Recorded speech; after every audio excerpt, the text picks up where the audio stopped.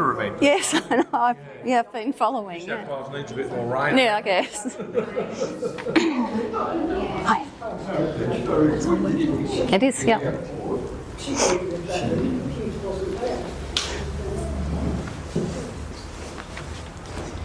Good afternoon, and thank you for joining us today at the special time of 2 p.m.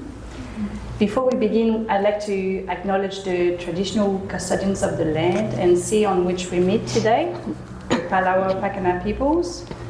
We pay our respects to elders, past and present, and we acknowledge the deep and ongoing connection of Tasmanian Aboriginal to this land, its waters, and its living creatures.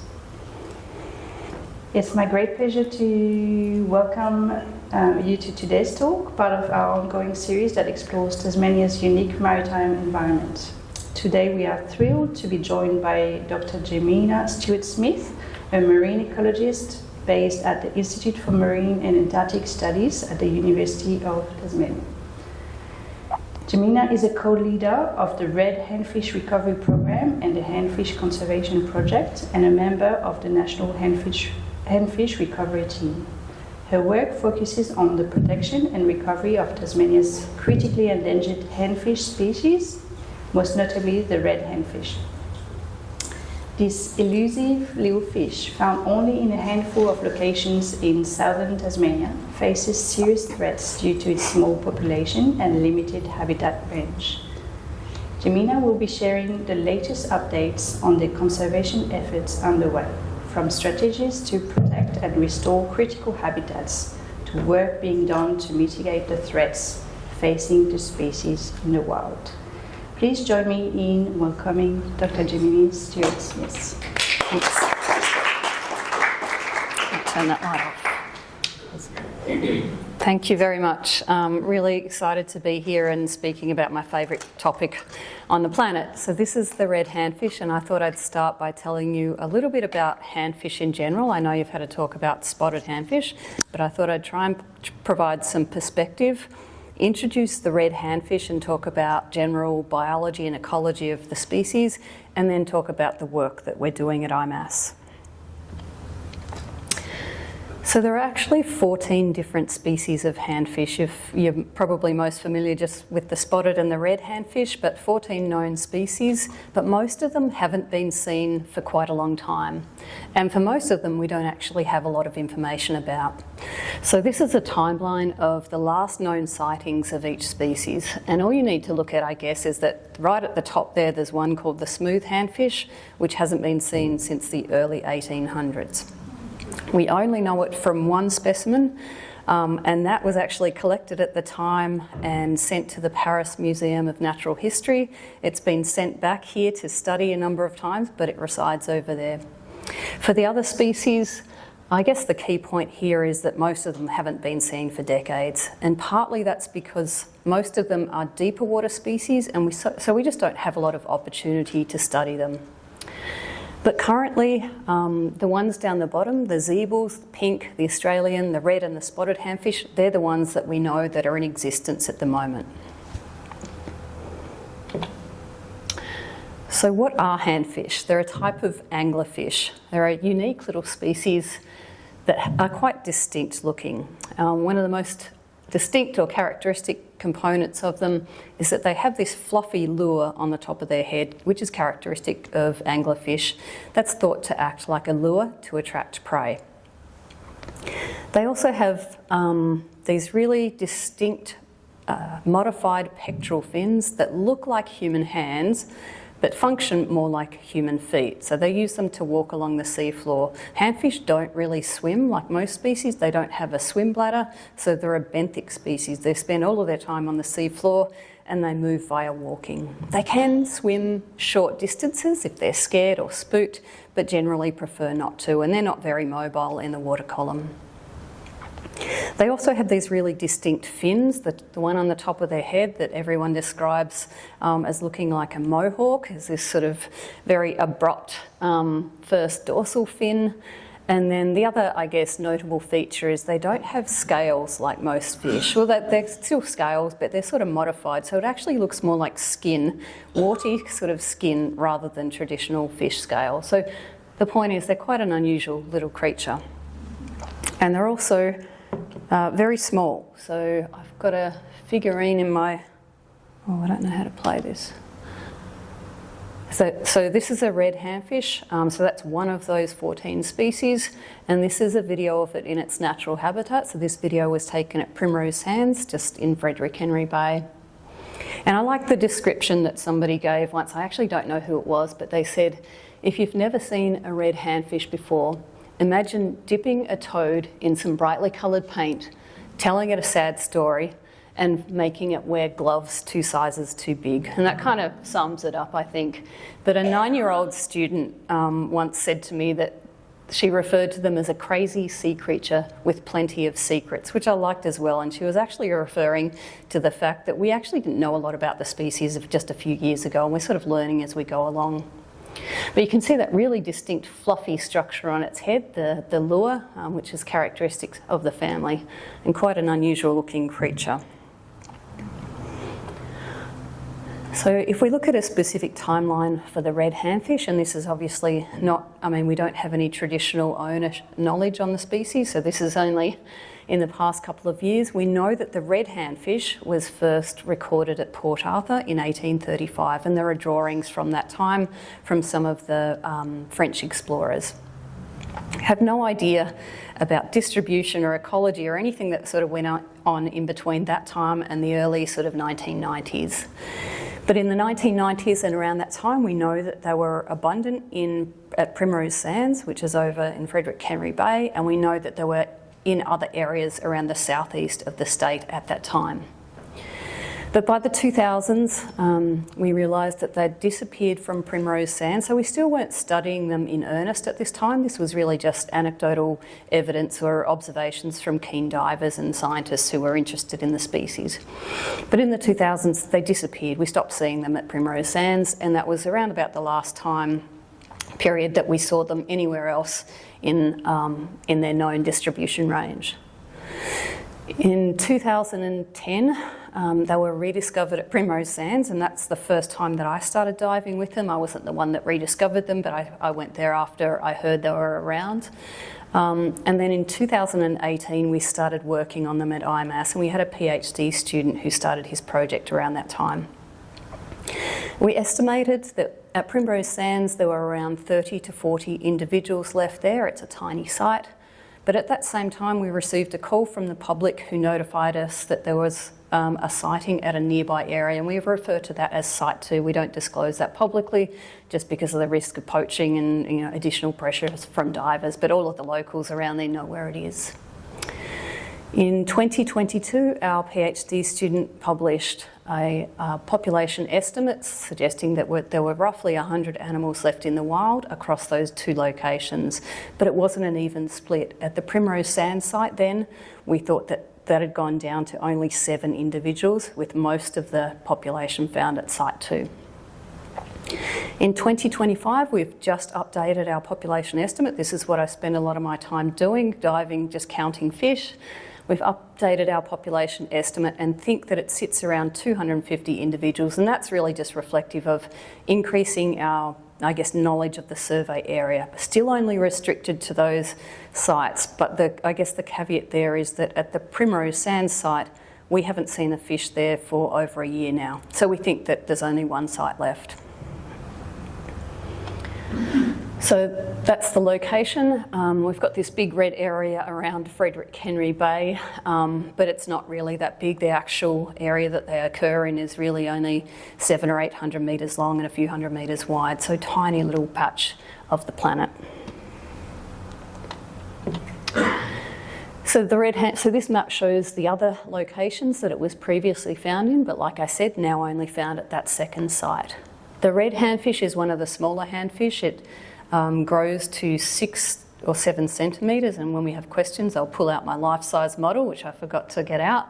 So tiny little fish, at full size adults would fit in the palm of your hand, so they're a really small little creature.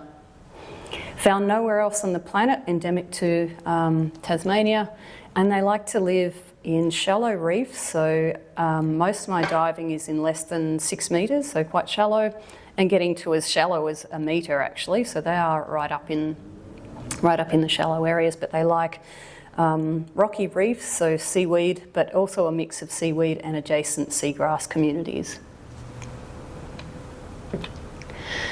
Timing of events. So they like to breed in winter. And that sort of happens, so it starts around now, so females are developing eggs now. And that takes sort of, I guess, 1 to 2 months for her to develop eggs. And during that time, she actually develops a really round belly and becomes quite immobile. So the female is quite vulnerable when she's growing eggs. She can't move that well. She lays her eggs around the base. The orange structures are the eggs there, and you can see the mum just hiding behind the eggs. She lays sort of somewhere between 60 and 100 eggs around the base of a blade of seagrass or seaweed, and then she guards them for the entire time that they're growing. So she guards them for up to 10 weeks, which is again another really vulnerable period in her life. So she's just sitting there making sure that the eggs are clean, which she does by taking them into her mouth and spitting them out, or using her hands to keep them clean, and defending predators. But obviously a really vulnerable time for her. She's just sitting there, and if you've got other disturbances in the areas, and I'll talk about this in a moment, but anchors dragging through, or divers, or anything like that, or pollution events, she doesn't move. She's just stuck there looking after her eggs. And the eggs hatch just before summer, and they don't have a larval stage. So they hatch as fully formed little handfish and simply walk away from their eggs, and they hatch at about the size of a grain of rice. So they're absolutely tiny little babies. So what's so special about Frederick Henry Bay, so the Primrose Sands and Site 2 areas that they remain in? For a number of reasons, but we think one of the key aspects is temperature. And that area, we've got some temperature maps from around the state now, and we can see that that area is some of the coldest areas in the state during winter. So don't go there swimming in winter, is my suggestion. It actually gets down to 7 or 8 degrees and sits there for 6 or 8 weeks during winter. You can go diving around the corner on the same day, and it'll be 3 or 4 degrees warmer. So quite cold. And the figure up the top there, the red line, so you've got day of the year, so the dip in the figure there shows winter, and the red lines are the current populations, and the other colours are the extinct or the previous known locations. So we think the difference in winter temperature is what has driven loss of those other populations. This is one of my favourite photos, because you can see on the left there is a very gravid female. You can see she's got a really big belly, and she's kind of waddling along, and here's the male hassling her to lay her eggs, and we watched that for a couple of minutes a few years ago. Really interesting little interaction. So what are the key threats? I talked about the loss of those populations, or the decline of the species, and the key threats are really centred around habitat loss and degradation. I mentioned they live in seaweed and seagrass, and what we've seen is an increase in this species, the native sea urchin. It's called the purple urchin or the short-spined urchin, and their numbers have increased. And what happens is, as their numbers increase, they need to feed more, and they simply overgraze the area. So they eat the seaweed and the seagrass that the handfish need to shelter under and to lay their eggs on. And they're actually really interesting species, the urchin themselves, because you would expect, you can see this rocky outcrop here used to be covered in lush seaweed. The urchins have grazed it out, so there's no more seaweed there, and you would expect that the urchins would simply die when they run out of food. That's not the case. They switched their feeding mode, so instead of grazing, they actually just sit there and they send out little tube feet and catch bits of algae that are drifting by, so they can persist there for extremely long periods of time. And we see the increase in urchin numbers because there's been a loss of the predators of the urchins, which are rock lobsters. So overfishing of rock lobsters leads to booms in urchins. On top of that, the sites are really close to urban areas. So we've got pollution, siltation, urban development, excess nutrients, all impacting the sites. And then climate change, human disturbance through boating, anchoring, diving. And on top of that, I keep saying there are small fragmented populations, but there is literally just one small population that we know of now. On top of that, the handfish is just particularly vulnerable. Part of that is due to that small population size and the restricted range distribution, but they also don't lay that many eggs, so 60 to 100 eggs. They have limited dispersal ability, so the handfish, they're 6 centimetres in size, they move via walking, they can't easily move to new areas if there's degraded habitat, so they're simply stuck where they are. There's no planktonic larval stage, which means when the eggs hatch, as I mentioned, the babies just sort of drop to the ground, rather than, in other species of fish, you have a larval stage which is easily dispersed by ocean currents. With these guys, they can't move like that, so they sort of just are where they're stuck where they are, which means that all of the threats that are occurring are now occurring across the entire range of the species. There's no insurance population, there's no safe haven for the species. We presume, on top of all that, with 250 individuals in one population, that they have really low genetic diversity. So that's the problem and the vulnerabilities. What are we doing about it? And we're really focused on 2 key areas. One is trying to increase the population size. And the second part is the habitat, trying to restore the habitat. And I'm going to talk through those different components now. Increasing population size is what we're tackling via captive breeding. We couldn't start captive breeding back in 2018 when we first started because we couldn't tell males and females apart. We've since been able to figure that out, so we have had captive breeding success for the past 3 years, and that started quite slow. For the first 2 years, each year we had roughly 20 eggs that successfully hatched and formed babies, and we still have them in captivity. Last year we had 232 babies that hatched in captivity, so we've significantly increased our hatching success. Still not perfect though, we still had a lot of eggs that weren't properly fertilised, so we're still working on figuring out why that is. So we essentially have a handfish nursery, and this is set up down at IMAS Taroona. We have a room there that's dedicated just to red handfish. We also have a partner at Seahorse World up in Beauty Point, and they have just set up their own red handfish breeding facility as well. So we're about to send some more animals to them in the next week or two, and part of that is so that they can help with the captive breeding, but also to spread the risk. We don't want all of our eggs in the one basket at Taroona in case there's a fire or some other random event and then we lose the entire population.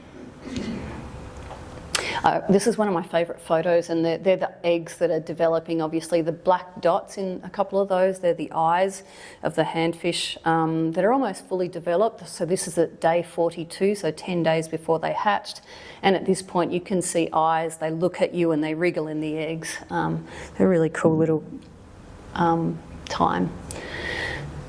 So the whole idea behind keeping animals in captivity is that we increase survival during those early life stages when they're most vulnerable. So like any species, the babies are vulnerable. So in this case, vulnerable to predation in the wild or pollution or any other extreme event. So the idea is that we're giving them as much food as they want while they're in captivity, limiting all the other risks to the population, and hopefully getting higher survival.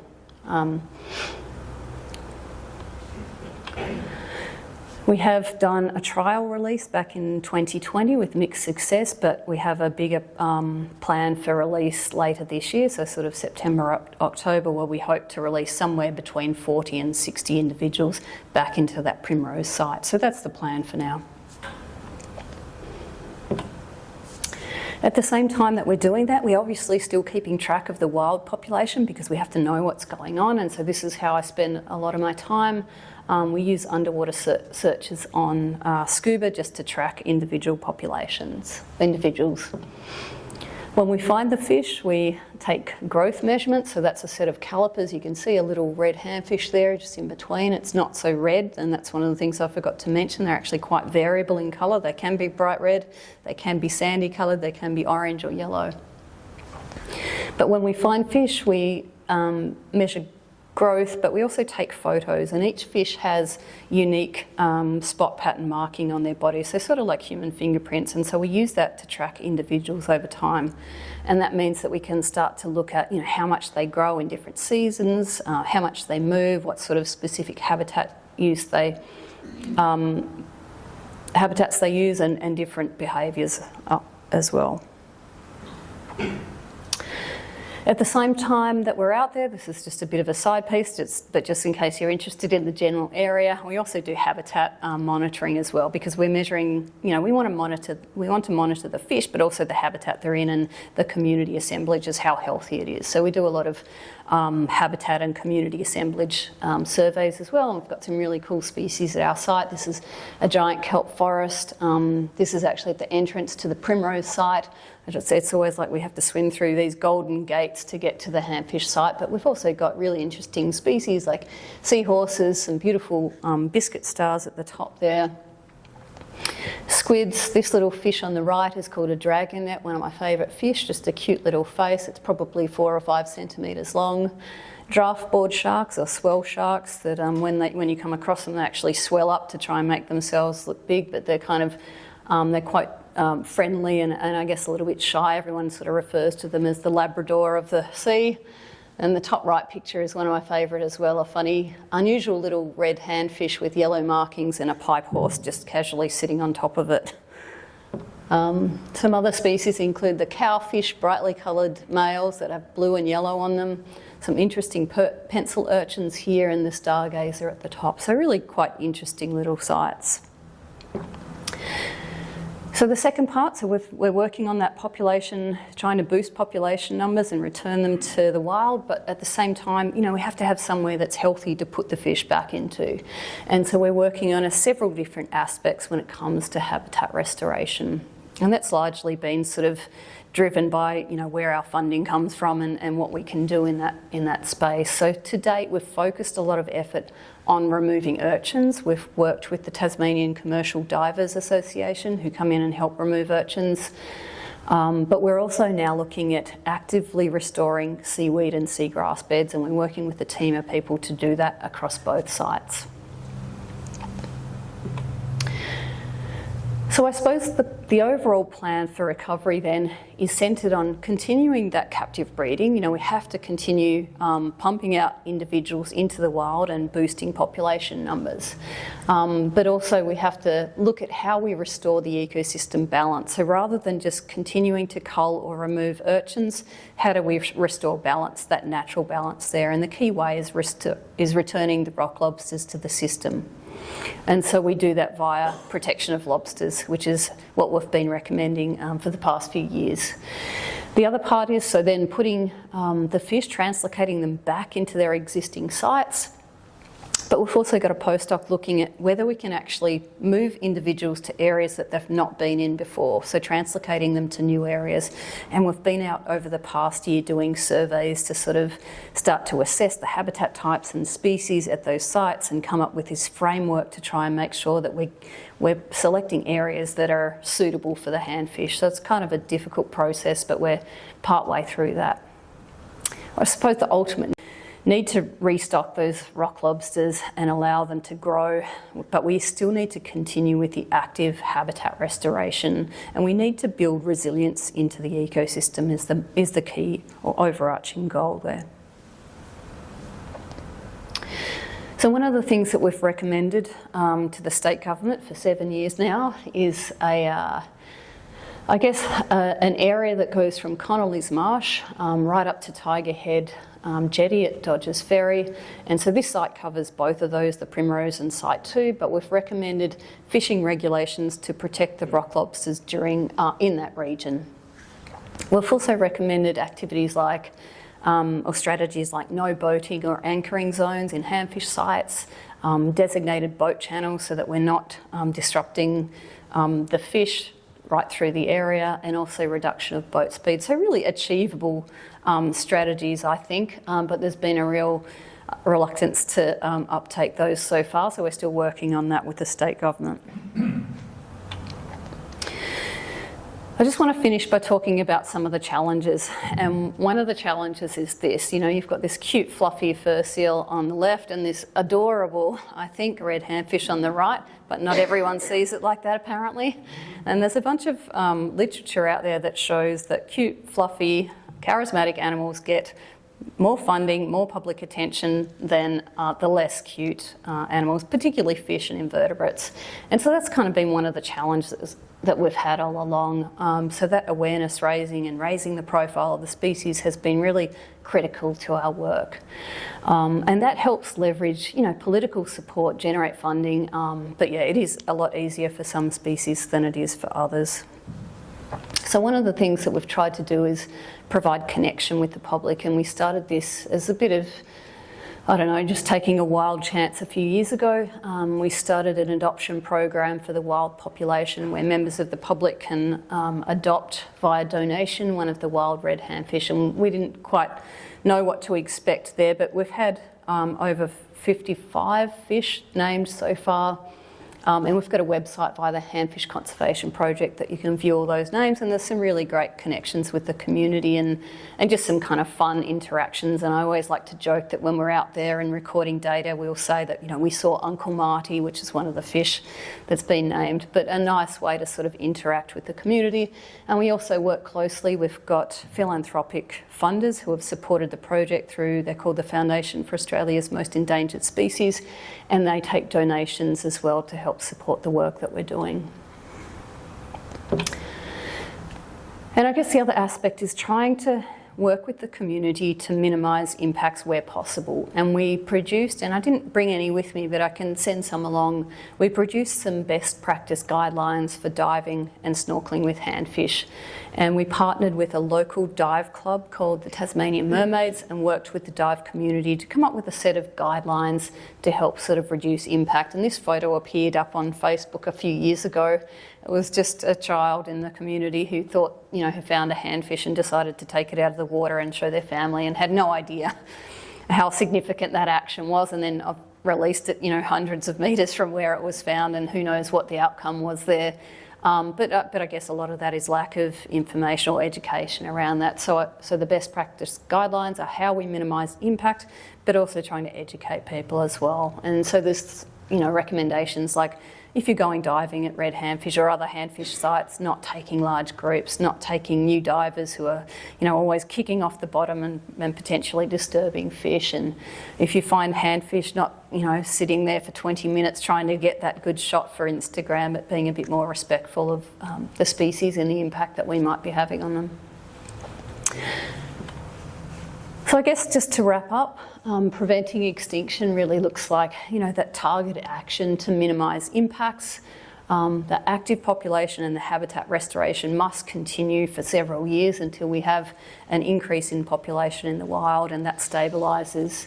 And all of that really hinges on public or community support. So we spend a lot of time in the community talking to people about how important the species are, even if they're not cute and fluffy, even if they're not commercially important, they are still a bit, an interesting part of our natural history and a valuable species. I think that is me. Does anyone have questions? Thank you. Thanks. Do we know the function of a little pom-pom? Well, we think that the pom-pom, here's the funny thing, like traditionally it's called, even the name, it's called the Elysium, which is the stalk, and the Esker, which is the lure. So it's called a fishing rod and lure. And for most anglerfish, they use it to attract prey. And we do see that in captivity. We do, and we have seen it in the wild. They'll wave it around when there's prey. But we have also seen the females using it to clean her eggs in captivity. And we think that because, they're a small species, they're cryptic, so they're always hidden. Like you'd imagine it's really difficult to find a mate. So we think that the females, or that the animals release pheromones and that they may use that structure to find each other as well. So a sort of a scent detector, but they're all theories at this point. We haven't studied that. The diet of the adults. The diet of the adults, tough one. So we've observed on a couple of occasions we've seen them feed in the wild on things like little marine worms or crustaceans, but we don't have a lot of information about that. So we're sort of kind of guessing on, what's available there. We've seen them try to strike at small crabs, but they are a sit and wait predator, so they're an ambush predator, and they use that lure. So we just sort of think they're not too fussy, and anything that swims by, they'll have a go at, whether that's a larval fish or a crab or whatever it is. And I didn't talk about it, I did have some slides there but at the end, but last year we did this emergency extraction of a small number of the population because we had summer temperatures that were forecast to be higher than we'd ever seen before at our sites, and so we undertook this sort of risk mitigation strategy where we collected 25 animals from the wild, took them into captivity and just sort of housed them there in a bed and breakfast for 3 months, and then put them back into the wild. And during that time, my point was, so during that time we collected them from the wild, and when we took them to Taroona, we quarantined them in individual tanks and we collected fecal pellets from them. And so we haven't analysed that, but we've got them in storage, and so the plan is to use those fecal pellets to properly analyse what their diet is, because we don't have specific details, so we're still working on it. So what do you feed them in captivity?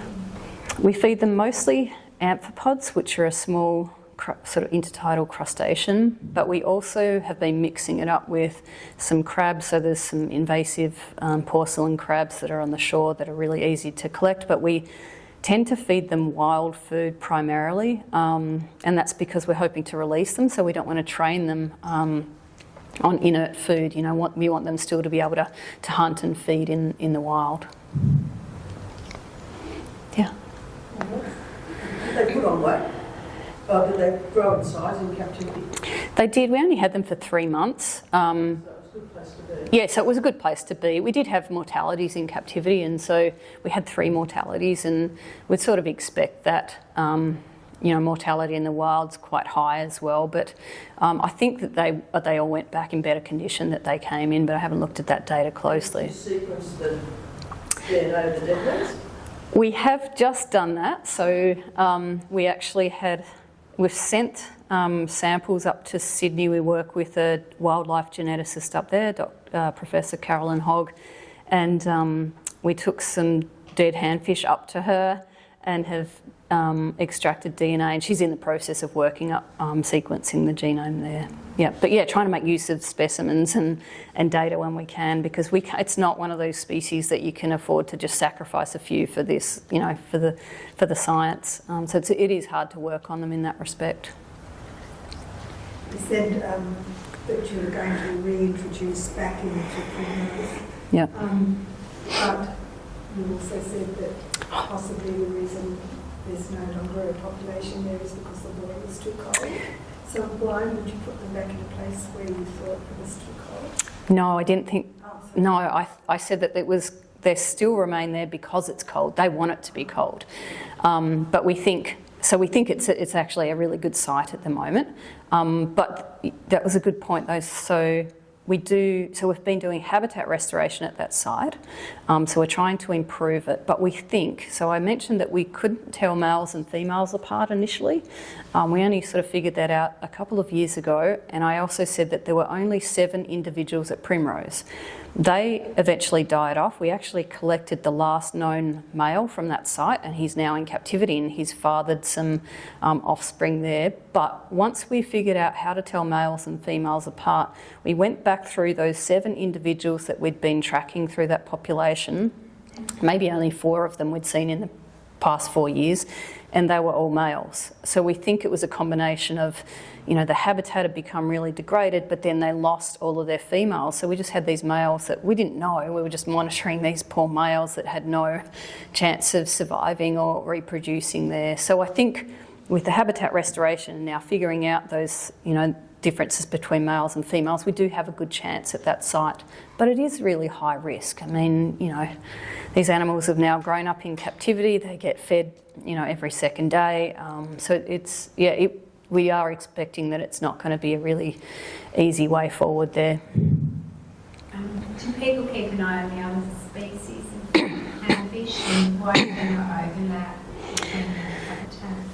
So we do have a number of researchers. So the spotted handfish team, you heard from the Derwent Estuary program about there, and most of the research on them has been through the CSIRO. They've been monitoring them for over 20 years, and I guess they live in completely different habitats. So they live in the Derwent, the D'Entrecasteaux. They're not on reefs, they're actually on just silty, sandy areas. They don't like cover, completely different areas. There are populations in Frederick Henry, but they don't now overlap with the red handfish, so we can't study both, I suppose. For some of those other species, they're deeper water species.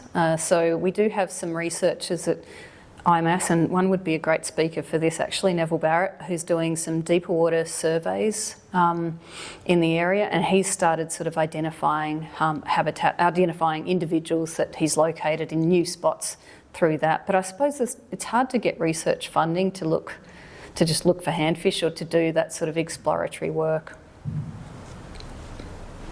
What do you think their range is? You know, like how far would a handfish travel in its life? And has anybody looked at, in the way that platypus are luminescent, Oh yeah. UV light, has anybody looked at that? How far do they travel? Well, we know that they can travel several hundred metres, but it's kind of constrained by the actual site, like the sites themselves are constrained. But last year when we released some of those fish that we took over summer, I think we had one fish that moved over 200 metres in 2 months. And that was prior to breeding, you know, looking for a mate. So they can move short distances, not huge. Bioluminescence, yeah, I had a quick look when we took some individuals to Seahorse World, and it was quite bizarre. So I had a tank full of animals, and only one of them looked to, but it did look like it fluoresced under blue light, but we haven't studied that any further. It was just like a once-off opportunity. And we have on our list of things that we need to do is do some night diving there and have a look, but we just haven't had opportunity. Are they territorial? I don't think they're territorial. They are quite social, so when we're doing surveys in the wild, we tend to, if we find a fish, the first thing you do is actually stop and do a search around, and there's often one nearby. During breeding season, there's often a male and a female and another male just sort of lurking around, but they do tend to sort of be aggregated. In captivity, they're not, I mean, we wouldn't pick up on what was the word? Territorial, them being territorial, but they do, when there's too many in a tank, they do fight. And that just presents as biting, you know, they've got no other sharp bits or anything dangerous. But yeah, like, you know, siblings, they just, they fight when there's too many of them, even though there's tons of food and space, but that's just how it is, I suppose. Is there any toxicity attached to them? That's something that, like, I'm dying to look at. So I suspect so, yes. One, they're brightly coloured, they're red, you know, and it often sort of indicates poison. We don't know of too many natural predators. So there's a few anecdotal observations of other handfish species being taken by flathead, and flathead eat anything and everything. Flathead have then spat the fish out, they don't ingest it. But the only other point of interest there is that there was a paper published by some scientists years ago and they mentioned this interaction where a fisherman had pulled up a handfish, and I can't remember the species. I think it was a Zeebel's handfish, had pulled it up from the depths and gave it to a scientist, their colleague, to study, and the scientist had it in a bucket near their desk, and the scientist's pet cat came along and took a bite of the handfish tail. The handfish was fine, the cat died 2 hours later. So yes, my guess is likely, but we haven't studied that yet. Many species of fish morph from one sex to another. There's a special name for it. Yes. Is it possible that handfish is that? I don't think they do, but I don't know that for sure. But that is a really interesting strategy. I like talking about that because most people never heard of that often. Even the blue throat wrasse that are the most common fish species here, you know, they're all born as females, and then eventually one of the biggest in that group changes into a male, and if you remove that male then the next largest female changes. But I don't think so, but don't know. I know from a study that, I can't remember if it was Taffy or Cyro did a study with rock lobster on the east coast, and they found that the lobster had to be a certain size to predate on urchins, because the smaller rock lobsters simply couldn't deal with the urchins. 100% true. And that's part of the problem, is that all the big rock lobsters are being removed. And so there's just, they just can't predate on the urchins. I always believe that we should have a size limit for small rock lobster I know. to a maximum size, Yeah. and leave the big ones alone. Yeah. You put back in the water. Yep. That's what they do in New Zealand. It's really hard to We should manage. do the same. That would help, I think, with it. Yeah. Yep. The hardest battle, I think, is the battle between recreational fishermen and scientists. And nobody wins that battle because the fishermen don't believe the scientists, and the science is not taken seriously anymore, which is really Yeah. infuriating. Yeah. It's very infuriating, and I think in this circumstance we're talking about a really small area, and protecting lobsters would impact not just the handfish but the area in general. And without the handfish there and the work that we're doing, I mean, those urchins will just take off, and the whole area is at risk of collapse without long-term urchin control. So yeah, I think it is a real battle. But you're right, yeah, bigger lobsters eat those big urchins, that's what we need. They actually put the lobsters in an area near Denali, just south of near Lagoon Bay there. They brought the big lobsters in and tagged them and watched the whole program, how they Yep, the urchins. yep, It's not about, I think, 15 more years ago, that study. yep, no, that's right. Yeah. And Port Jackson sharks as well. Yeah, I was diving at Primrose and I saw 12 Port Jacksons. there's together. dens of them there, yeah, And they're all just all in a circle having a big yeah, get together. yep. But they definitely eat. Yeah, they do on draft boards, and it's quite, it's a little bit sad at the site. It's because it's fished for flathead and whatever else there, but we often see draft boards that have just been caught and stabbed and left on the shore, and there's just this mentality around sharks being bad. So there's all these, a whole bunch of impacts at the site that are just difficult to manage, but that's why fishing regulations would help across a range of aspects there. And of course, Yep. So with the natural populations that you have out there, is there a typical dispersion size for them? And is there a certain number of fish that are included? Or Do you mean, do they disperse from the areas that we monitor in, or how do you... I guess so, yes.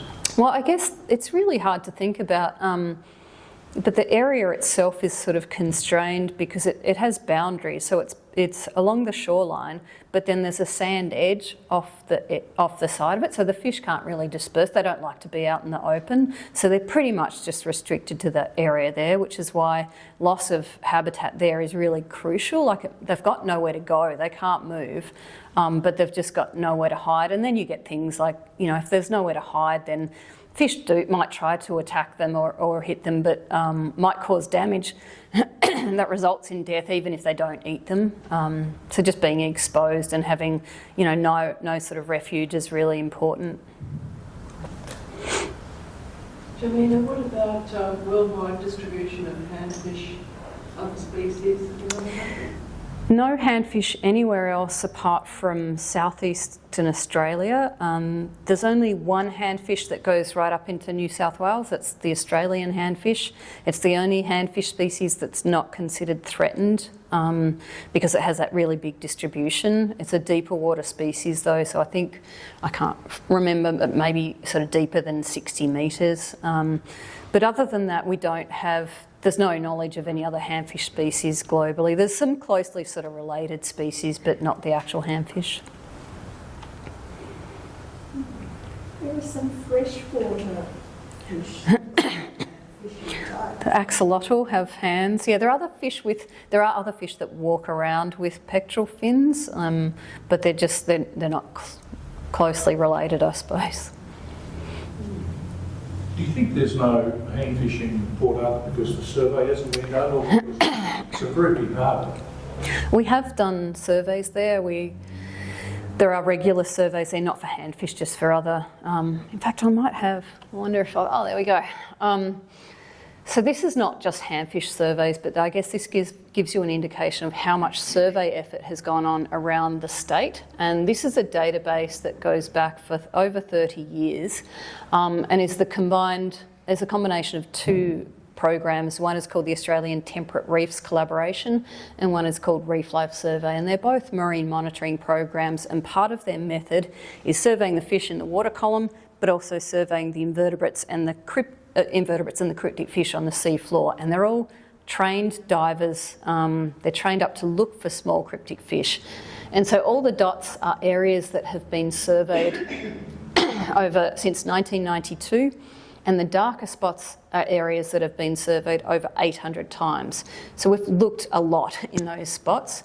But on top of that, we've got, we've got a reporting page on the Handfish Conservation Project for recreational divers to send in reports if they see something, if they see something elsewhere. And so we haven't had any new reliable sightings since, the 90s, I suppose. So we've looked a lot of places. I'm not saying that, that if there's a tiny little population somewhere, I wouldn't be super surprised, but it's not going to be some huge population that, makes them less threatened, I suppose, is my thoughts.